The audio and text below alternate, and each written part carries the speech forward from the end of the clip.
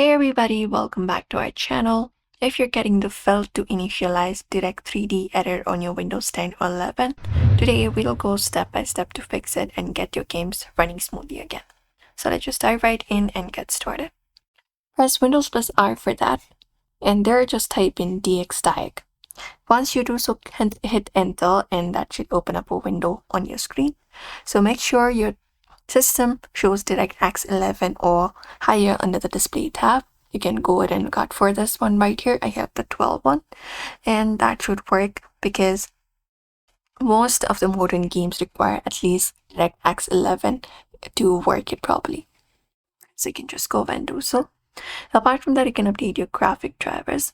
So you can go over and press Windows plus X, go to your device manager, and within your device manager, you can update your drivers.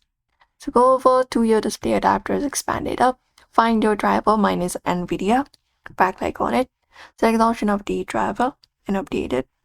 So you can just go and update GPU, search automatically for drivers, or even install it from the one that is available on your device and restart your PC after updating.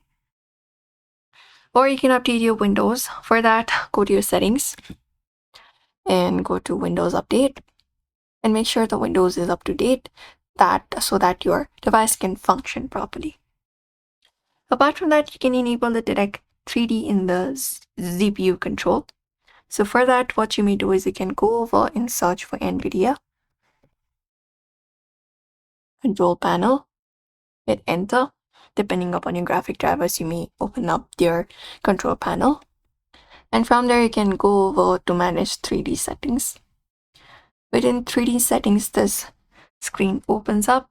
Ensure that the Direct3D option here, if available, that is turned on. So you can just go over and look out for the Direct3D option and ensure that particular thing is turned on because that is very necessary. So you can just go over and do so.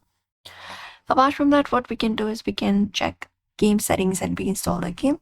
If you have a game, you can install it. You can find the file location of the game and just go over and install the whole application and again reinstall it. Or if you're using Steam or any applications to download it, you can just go over and verify and reinstall the game. And also run the game as administrator. You can try on it.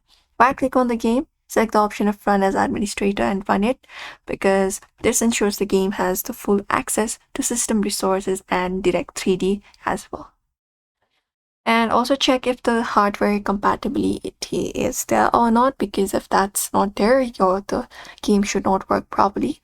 So that is it, everybody. You may check out these things, and following these steps should fix the error that is happening. So if this tutorial helped, hit the like, subscribe, and thank you for watching this video.